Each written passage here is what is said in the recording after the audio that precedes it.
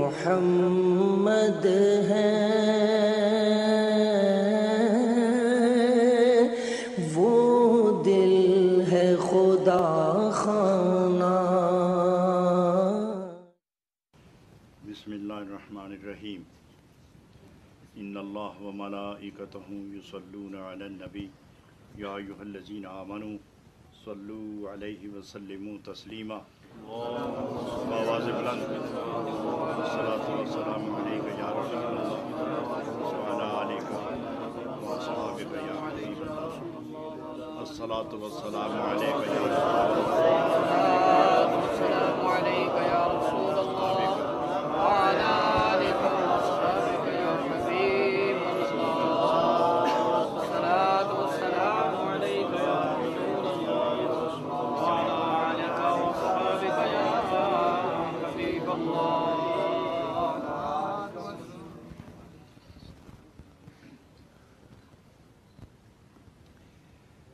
معزز حاضرین گرامی وقار، اہل صدق و صفا دوستو، پارسا علماء کرام اور تصوف کی باریک اور لطیف مزاجی سے آشنائی رکھنے والے بلند بختو، کل جو درس ہوا تھا اس کا خلاصہ یہ تھا کہ وہ لوگ جو راہ صدق اختیار کرتے ہیں، راہ محبت اختیار کرتے ہیں، غلاظتوں سے دامن دل بچا کے رکھتے ہیں،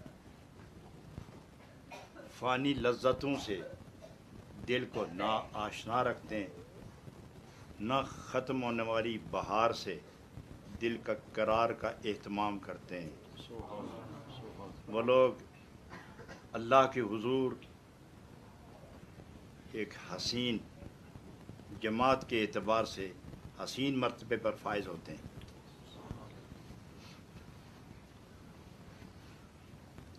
اسی چونکہ کل بغیر مثنوی شریف دیکھنے کے ایک شعر میرے ذہن میں تھا، اسی پر ساری گفتگو ہوئی ہے، آج اس کو تھوڑا اور وسعت دینے کے لیے آپ کے سامنے اور میرے سامنے یہ مثنوی شریف ہے، اور یہ حقیقت کے چہرے پر سے آہستہ آہستہ پردہ اٹھانے کا جو طریقہ، دستور اور سلیقہ جناب رومی رحمۃ اللہ علیہ نے اختیار فرمایا ہے، وہ ہر طالب صدق و صفا کے لیے رہنمائی کا خوبصورت اہتمام فرمایا گیا ہے۔ تو آپ بہت خوبصورت فرماتے کہ یہ جو راسخ لوگ ہوتے ہیں، نیک لوگ ہوتے ہیں، متقی اور پارسا ہوتے ہیں، مدعا کیا ہے ان نمازوں کا؟ روزے، حج، زکوٰۃ، نوافل، تہجد، تلاوت، عبادت، اس کا مدعا مقصد کیا ہے؟ اگر مقصد یہ ہو کہ میں دنیا میں اس نسبت سے شہرت پاؤں، اس ذریعے اور طریقت سے اس اختیار کردہ نئے اسلوب سے لوگ مجھے پہچانیں، میری تعریف کریں، میں لوگوں میں محترم بنوں، لوگوں کے دلوں میں میری جگہ بنے، لوگ احترام و عظمت کی نگاہ سے مجھے دیکھیں، تو جناب رومی رحمۃ اللہ علیہ فرماتے ہیں کہ تو نے اپنی ساری بندگی کا سودا خود طے کر لیا ہے، اس لیے یہ توقع نہ رکھنا کہ اللہ تمہیں اس کا کچھ عطا فرمائے گا، کیونکہ تیرا نظریہ کیا، تو نے تو ترازو قائم کر رکھا ہے، ایک طرف عبادت، سجدے، وظائف، عبادتیں، ریاضتیں، محنتیں، مشقتیں، ایک طرف پلے پہ یہ رکھا ہے، دوسری طرف خلق خدا سے عزت چاہتے ہو، اور دوسری طرف اپنی ذاتی خواہش اور غرض کو رکھ لیا ہے، لہذا تو جان اور تیرا سودا۔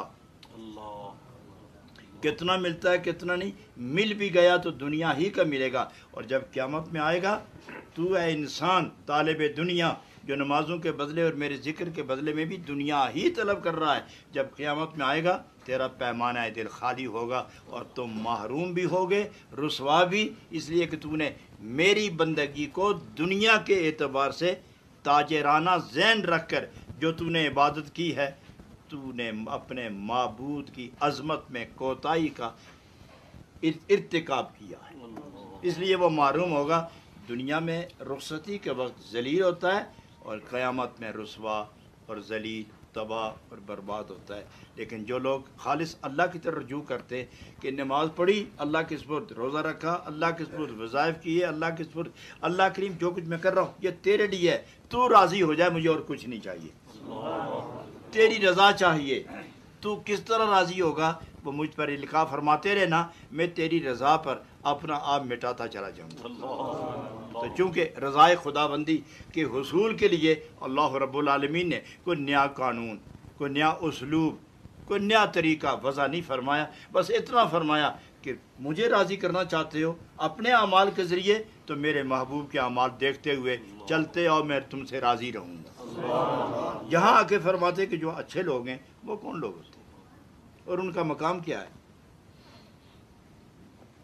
اور ان کی اس دنیا میں حیثیت کیا ہے، اور میرے ہاں ان کا مقام تقرب کیا ہے۔ یہاں فرماتے راسخاں در تاب انوار خدا،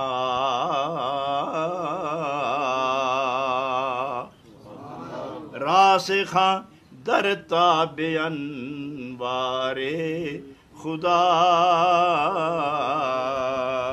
نئے بہم پیوستہ نئے از ہم جدا، نئے بہم پیوستہ نئے از ہم جدا۔ یہ جو راسخ العمل لوگ ہوتے ہیں، راسخ الخیال، راسخ العزم، راسخ الاعمال، راسخ الاقوال، راسخ الابدان، راسخ الارواح، یہ جتنے لوگ ہوتے ہیں ان کا ظاہری اور باطنی یہ دونوں اعتبار سے یہ قرب خدا کی منزل پر فائز ہوتے ہیں۔ ان کا جسم مشیت کا مرکز ہوتا ہے اور ان کی روح انوار کی مرکز ہوتی ہے۔ جسم پر مشیت، جسم پر مرضی خدا، اور روح و دل پر نور خدا۔ تو فرماتے ہیں کہ نئے بہم پیوستہ نئے ہم از جدا، وہ نہ بالکل متصل ہیں خدا سے کہ وہ دونوں مل کے ایک ہو گئے، اور نہ خدا سے جدا ہیں، نہ وہ خدا سے جدا ہیں اور نہ وہ خدا کی ذات میں عینیت کے درجے پر آ گئے ہیں۔ وہ بالکل خدا کے ساتھ ایسے متصل بھی نہیں کہ فرق نہ کیا جائے، اور جدا بھی نہیں کہ یہ کون ہے اور یہ کون ہے، نہ جدا ہیں اور نہ باہم متصل ہیں، قرب کی اس منزل پر ہیں کہ مقام عبدیت بھی قائم ہے اور مقام معبودیت کا احترام و عظمت بھی قائم ہے۔ محبت محبوب کو، محبت محب کو اس درجے پر لے گئی ہے جہاں محبوب بے نقاب ہو کر سامنے آ گیا ہے، جہاں جب یہ دونوں سامنے ہوتے تو خیال اور حال اور ظاہر اور باطن کے اعتبار سے محب محبوب کے جلووں میں گم ہو کر اسے اپنا آپ نظر نہیں آتا، اسے محبوب ہی نظر آتا ہے۔ وہ اپنے اندر دیکھے تو محبوب، باہر دیکھے تو محبوب، دائیں بائیں دیکھے تو محبوب، اس لیے کہہ دیتے ہیں کہ میں نہیں ہوں، سب کچھ تو ہی تو ہے۔ لیکن حقیقت کیا ہے؟ یہ تو اس کی جلوے کی کار فرمائی ہے، یہ تو اس کے انوار کے نتائج ہیں، لیکن حقیقت کیا ہے؟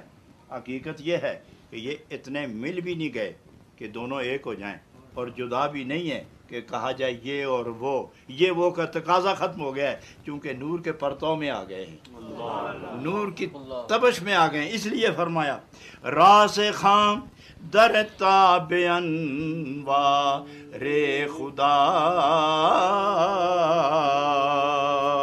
نئے بہم پیوستہ نئے از ہم جدا۔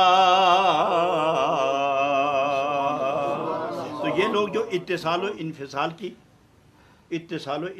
کی نسبت رکھتے ہیں، قرب و بعد کی نسبت رکھتے ہیں، قرب و بعد کی نسبت رکھتے ہیں، اتصال و انفصال کی نسبت رکھتے ہیں، انہی کو راسخ کہا جاتا ہے، انہی کو راسخ کہا جاتا ہے۔ اللہ غنی یہاں آگے جا کے بڑا عجیب خوبصورت نقطہ بیان فرماتے ہیں. ہر کرا دامان عشق نابودا زان سارے نور بے بہرا شدہ ہر کرا دامان عشق نابودا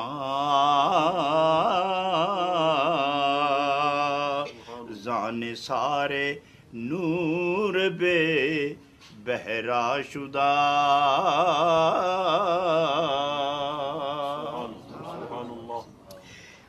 ہر کرا دامان عشق نابود اللہ غنی جس کے پاس دامن عشق نہیں ہے. یہ جو سارے کچھ آپ سن رہے ہیں یہ نور کہاں سماتا ہے, یہ قریب کس طرح جاتے ہیں؟ یاد رکھو کہ وہ پاک ہے اور بندہ حادث ہے اور ناپاک ہے. بندے کے اندر لطافت نہیں کثافت ہے, چونکہ اس میں پانی بھی ہے, آگ بھی ہے, ہوا بھی ہے, مٹی بھی ہے, اس میں کثافت ہی کثافت ہے. اور جہاں کثافت ہو وہاں ظلمت ہے, اور جہاں ظلمت ہو وہاں دوری ہے. تو دوری والا, کثافت والا, بعد والا, حجاب والا قرب کی منزل پر کس طرح پہنچے گا؟ کہتے ہیں کہ اس کثافت کو دور کرنے کے لیے جس طرح رات کے اندھیرے کو سورج تباہ کرتا ہے, اس طرح کثافت, غلاظت, میل کچیل کو عشق جلا کے بندے کو صاف کر دیتا ہے. عشق جلاتا ہے اور صاف کر کے اپنے محبوب کی طرف لے جاتا ہے. اس لیے فرماتے ہیں ہر کیرا دامان عشق نابودا زان سارے نور بے بہرا شدہ. جس کے پاس دامن عشق نہیں ہے, یعنی دل خالی ہے عشق سے, عشق کی لذتوں سے, عشق کی مستی سے, محبوب کی چاہت سے, تقاضائے شوق وصل محبوب سے. جس کا دل خالی ہے وہ تو ان روحانی مقامات سے بے بہرا رہتا ہے. اسے کیا پتا کہ مقام قرب کیا ہے؟ وہ تو کیچڑ میں الجھ گیا ہے. جب تک نکلے گا نہیں اسے باقی دنیا نظر نہیں آئے گی. تو حب دنیا کا قیدی حب الہی میں, حب الہی کی لذتوں سے آشنا نہیں ہو سکتا. چاہیے کہ تمہارا دامن عشق بیچ جائے. کوئی خیرات لیتا ہے نا تو دامن تو چاہیے. تو خدا سے خیرات لیتے ہو, خدا کے محبوب سے خیرات لینا چاہتے ہو, تو وہاں دنیا کا دامن نہیں, وہاں عشق کا دامن پھیلاؤ, وہاں دامن عشق پھیلاؤ. کیوں؟ اس لیے کہ عشق کا تقاضا کیا ہے؟ یہاں صرف دو ذاتیں ہوتی ہیں, ایک عاشق اور دوسرا معشوق. ان دونوں کے درمیان جو رابطہ ہے وہ عشق ہے. عشق بھی اپنے ایک ہی محبوب کا. تو عاشق محبوب کی طرف سے نہ آنکھ پھیرتا ہے, نہ دل پھیرتا ہے, نہ خیال پھیرتا ہے, نہ حال پھیرتا ہے, نہ کال پھیرتا ہے, نہ جسم پھیرتا ہے, نہ روح پھیرتا ہے. قدم بھی ادھر, نظر بھی ادھر, فکر بھی ادھر, ذکر بھی اسی کا, ذکر بھی اسی کا, ہاتھ پڑے تو اسی طرح. اس لیے جب وہ منزل پر پہنچ جاتا ہے تو پھر دامن عشق پھیلاتا ہے کہ میرے محبوب میں تو سائل ہوں, میں تو طالب ہوں, میں تو گداگر ہوں, میں تو سائل تیری بارگاہ میں آ گیا ہوں, دامن بچھا دیا ہے, ذرا دیکھ تو صحیح یہ دامن ہے کیسا. جب محبوب دیکھتا ہے کہ یہ تو عشق کا دامن ہے اور عاشق کے ہاتھ میں عشق کا دامن ہے, معشوق میں ہوں, کیوں نہ جلوے دے دو اس کو, کیوں نہ جلوے دے دو اس کو. حضرت حافظ شیرازی اسی مقام پر آ کے فرماتے ہیں, مقام بارگاہ میں پہنچے تو عرض کیا کہ اگر میرا دامن اس قابل نہیں, گر تو نمے پسندی تغیر کن کزارا. حضرت حافظ فرماتے ہیں گر تو نمے پسندی تغیر کن کزارا. میرے محبوب اگر آپ کو میں پسند نہیں ہوں نا تو اپنی مرضی کے مطابق مجھے بنا دیں. اگر آپ کو میرا ظاہر میرا باطن پسند نہیں, میرا حال چال خد و خال پسند نہیں, میرا کیل کال حال احوال آپ کو پسند نہیں, میرا ظاہر باطن تن من پسند نہیں, میری نظر میرا فکر میرا ذکر آپ کو پسند نہیں, میری رفتار میری گفتار میری حالت میری سیرت میری صورت آپ کو پسند نہیں, تو آپ تو صاحب اختیار ہیں. گر تو نمے پسندی تغیر کن کزارا. نظام زندگی بدل کے اپنی مرضی کے مطابق مجھے بنا دو. جب میں آپ کی مرضی کے مطابق بن جاؤں گا تو جو چاہو دے دو. میرا دامن عشق تو پھیلا ہوا ہے. جو چاہو دے دو. حضرات یہ ہے مقام عشق اور یہی دنیا عشق سے آباد ہے. اور میں یہ بتا دوں آپ کو حدیث پاک میں آتا ہے کہ مشرق سے لے کر مغرب تک شمال سے لے کر جنوب تک اس سارے روئے زمین پر اگر ایک آدمی بھی سجدہ کرنے والا ہوا تو قیامت سامنے نہیں ہوگی. ایک آدمی بھی ذکر کرنے والا ہوا تو اب میں ایک باریک پردہ اٹھانے لگا ہوں. یہ جو بندگی ہے, یہ جو ذکر ہے, یہ محتاج طلب ہے, محتاج عشق ہے. جو لوگ عشق کے بغیر, چونکہ ایک ہے عاشق ایک ہے معشوق. عاشق حد نظر سے باہر ہے, حد خیال سے باہر ہے. معشوق حد نظر سے باہر ہے, معشوق حد خیال سے باہر ہے. معشوق دائرہ امکان سے باہر ہے. معشوق کون و مکان سے باہر ہے. عاشق کون و مکان کے اندر ہے. یہ اس کی طلب و تلاش میں مصروف و مگن ہے. یہ چاہتا ہے کہ وہ ملے نہ غرض کسی سے نہ واسطہ. مجھے کام اپنے ہی کام سے, تیرے ذکر سے, تیرے فکر سے, تیری یاد سے, تیرے نام سے. بولتا ہے تو اسی کو چلتا ہے تو اسی کی طرف. تو یہ جو عبادتیں ہیں یہ عشق کی منزل پر جو فائز ہو گیا وہ اسی کے رکوع ہے. یہ مقام طلب ہے. شریعت کہتی ہے یہ عبادت ہے اور صوفیہ کہتے ہیں مقام طلب ہے. اللہ اکبر. عبادت ہے مگر مقام طلب ہے. یہ رب کی تلاش میں ہے. کبھی کھڑا ہو گیا, نہیں ملا تو رکوع میں چلا گیا, نہیں ملا تو سجدے میں چلا گیا, نہیں پردہ اٹھا تو پھر سے شروع ہو گیا, پھر کھڑا ہو گیا. کونین سے, جانو جہاں سے, دین و دنیا سے, زن و فرزند سے, ماں باپ اولاد تخت و تاج سے, دنیا کی خواہشوں بیماریوں تکلیفوں رنج و کلفت آرام و خوشی سے بے نیاز ہو کر اس کے سامنے کھڑا ہو جاتا ہے. تو مطلوب ہے میرا, میں طالب ہوں تیرا, تیرے سوا میرا کوئی نہیں, میں تیرے لیے یہاں کھڑا ہوا ہوں. پھر ہاتھ باندھ کے کھڑا ہوا. ہاتھ کیوں باندھتا ہے؟ اس لیے باندھتا ہے کہ دیکھنے والے یہ دیکھیں کہ یہ طلب و تلاش کی منزل میں ہے, اپنے معبود کی طرف جا رہا ہے. اسے دنیا دار کو چھیڑے نہیں, غافل اسا چھیڑے نہ, بیکار اسے چھیڑے نہ, اور جنہیں رب درکار نہیں اسے چھیڑے نہ. وہ لوگ جو محبوب کے قیدی ہو گئے, اللہ اکبر, کھڑا ہو, اب اس کی طلب میں ہے. صوفیہ فرماتے ہیں یہ مقام طلب ہے, یہ مقام طلب ہے. طلب میں چلتے چلتے چلتے چلتے سجدے تک پہنچتا ہے. اور جب شوق غالب ہو تو قیام میں آواز نہیں آتی, رکوع میں آواز نہیں آتی, وہ پذیرائی کی آواز سجدے میں آتی ہے. کیوں؟ وہ بندگی کی بھی انتہا ہے اور عشق کی بھی انتہا ہے. سجدہ عشق کی بھی انتہا اور بندگی کی بھی انتہا. جب یہ دونوں نعمتوں کی انتہا پر بندہ پہنچ جائے کہ بندگی کی بھی انتہا ہو گئی اور عشق کی بھی انتہا ہو گئی, اب یہ بندہ اپنے حال میں نہیں رہا, یہ میرے حال و خیال میں ہے. تو رب فرماتا ہے لبیک عبدی, اب سر اٹھا میں تیرے سامنے ہوں. تو معلوم ہوا کہ یہ سارا کچھ, یہ جتنا نظام ہے یہ مقام طلب ہے. مقام طلب تو ساری دنیا میں ایک بھی رب کو چاہنے والا جب تک ہوگا قیامت نہیں آئے گی. ایک بھی جب تک اس زمانے میں ایک بھی رب کو چاہنے والا ہوگا قیامت نہیں ہوگی. یہاں علماء یہ فرماتے ہیں کہ چونکہ اللہ کا ذکر باقی ہے, نمازیں باقی ہیں, بندگی باقی ہے, اس لیے خدا قیامت نہیں لاتا. صوفیہ کا فرماتے ہیں کہ میرے عشق والا ابھی ایک ہے, مجھے چاہنے والا ابھی ایک ہے. مشرق مغرب میں نہیں, ساری دنیا میں نہیں, مگر ایک ابھی موجود ہے جو مجھے چاہتا ہے. جب میرا چاہنے والا ایک بھی موجود ہو تو اس کے صدقے میں اس عالم کو برقرار رکھوں گا. مجھے چاہنے والا جب کوئی بھی نہیں ہوگا تو پھر دیکھیں گے, فیصلہ کریں گے. اسرافیل رک جاؤ, وہ دیکھتے نہیں, وہ رونے والا بھی ہے. وہ کیوں رو رہا ہے؟ میرے لیے. وہ دیکھو سجدے میں ہے, وہ دیکھو رکوع میں ہے, یہ میرے لیے سب کچھ کر رہا ہے. میری چاہت والا ایک بھی ہوگا تو ہم قیامت نہیں لائیں گے. تو سادے لفظ میں یہ کہ اسرافیل کو رب فرمائے گا, اے اسرافیل جب میرا ہی اس جان میں کوئی نہیں تو ان کو پالنے کی ضرورت کیا ہے؟ اڑا ان کو. نہیں سمجھے میری بات؟ اے اسرائیل جب میرا ہی کوئی نہیں اس جہان میں جو میری محبت و چاہت و نشان محبت والا ہو تو ان باقی جانوروں کو پالنے کی ضرورت کیا ہے؟ اڑا بیڑ بکریوں کو. تو پھر قیامت آ جائے گی. تو گویا خدا کو چاہنے والا ایک بھی ہوگا, کامل نہ صحیح, واصل نہ صحیح, نہ کامل ہے نہ واصل ہے, صرف عامل ہے, صرف عامل ہے, کامل نہیں, صرف عامل ہے, واصل نہیں. تو واصل کامل نہ ہونے کے باوجود بھی صرف عامل ہے کہ عاشقوں کی صورت کے اندر ہے. خدا فرماتا ہے پھر بھی ہم احترام کرتے ہیں, پھر بھی ہم احترام کرتے ہیں. تو اس لیے فرمایا ہر کے را دامان عشق نابودا زان سارے نور بے بہرا شدہ. جس کے پاس عشق کا دامن نہیں ہے وہ خدا کے وصل وصال کے نور سے محروم رہتا ہے.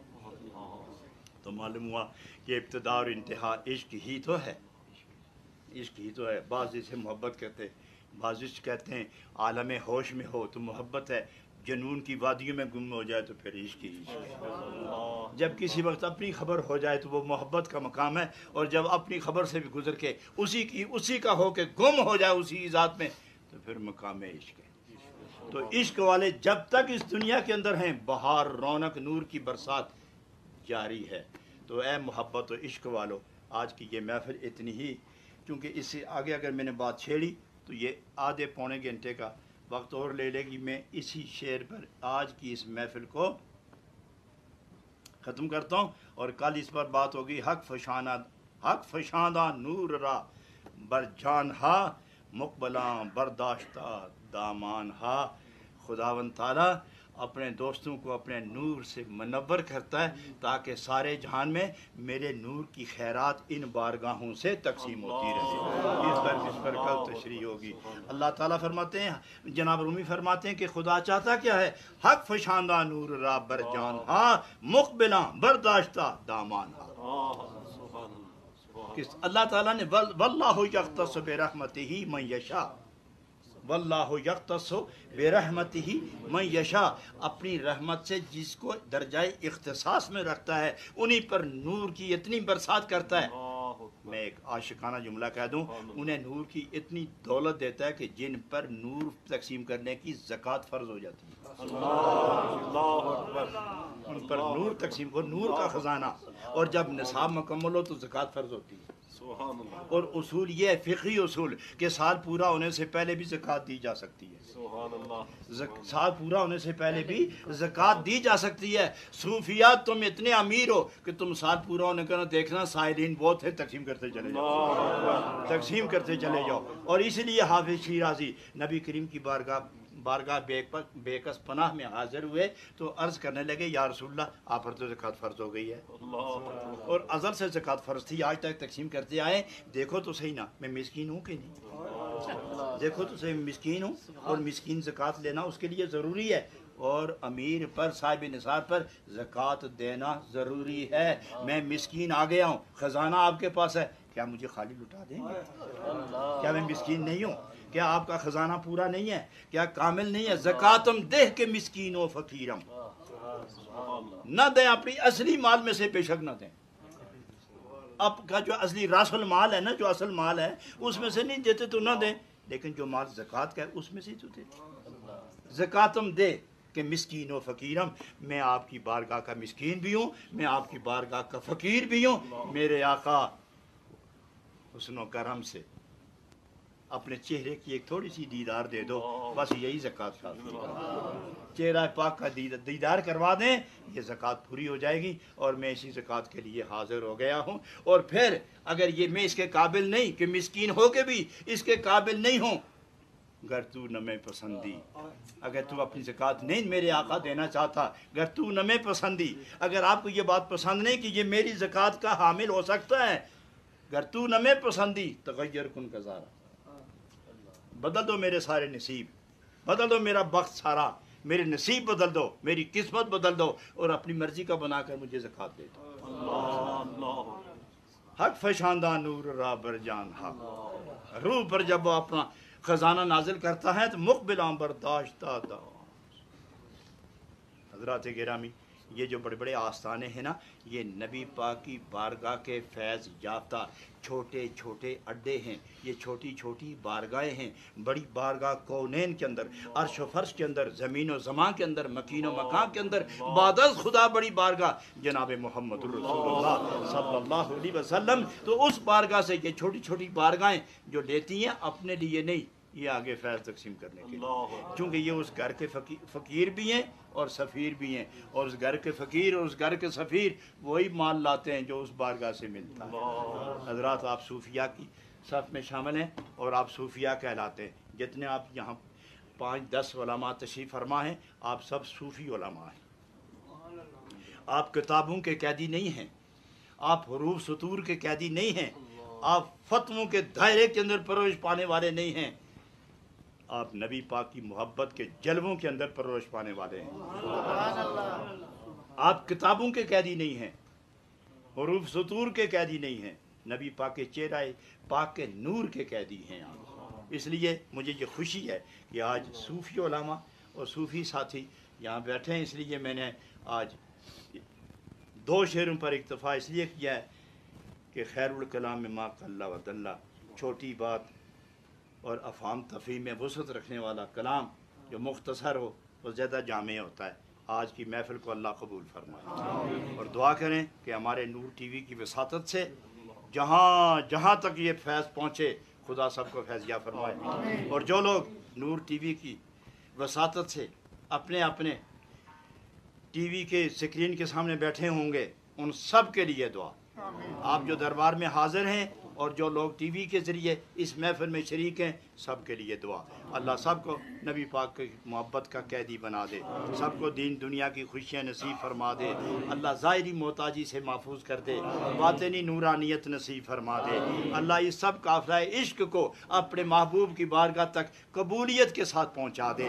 ربنا تقبل منا انک انت السمیع العلیم، بیماروں کو شفا عطا فرما، پریشان حالوں کو خوشیاں عطا فرما، تنگ دستوں کو اللہ تنگ دستی سے بچا لے، کاروبار میں جو رکاوٹ آئی ہے خدا اس سے معافی عطا فرما، کاروبار میں وسعت عطا فرما، جن کے گھر اولاد نہیں نرینہ اولاد انہیں نرینہ اولاد عطا فرما۔ مولا ذوالجلال جو تیری بارگاہ کے طالب ہیں تو مطلوب حقیقی اپنے طالبین حقیقی کو، سچے طالبین کو اپنے قرب اور نبی پاک کے قرب کے مشاہدات سے مالا مال فرما، خوشحال فرما، با آرام فرما، با عظمت فرما۔ ربنا تقبل منا انک انت السمیع العلیم وتب علینا انک انت التواب الرحیم برحمتک یا ارحم الراحمین۔ حضرات حسب معمول ہم درس مثنوی اب ختم کرتے ہیں، تمام دوست تو تھوڑا سا ہلکا ذکر کرتے، صرف 2-3 منٹ اللہ کی ضرب لگائیں گے مگر ایک آواز کے ساتھ، اللہ اللہ اللہ اللہ اللہ اللہ اللہ اللہ اللہ اللہ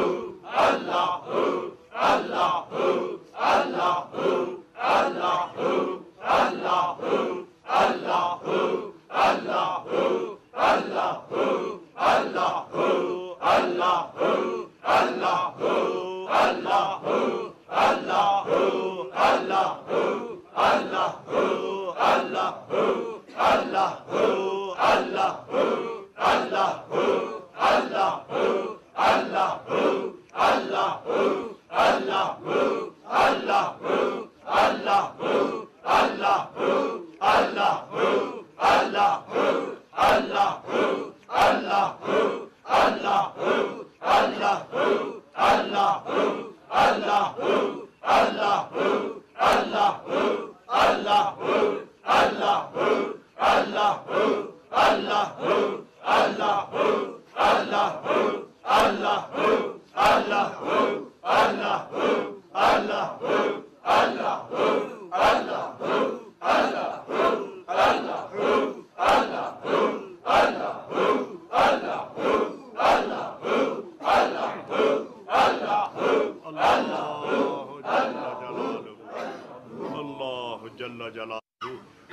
الہ الا اللہ الا اللہ الا اللہ۔ اللہ کریم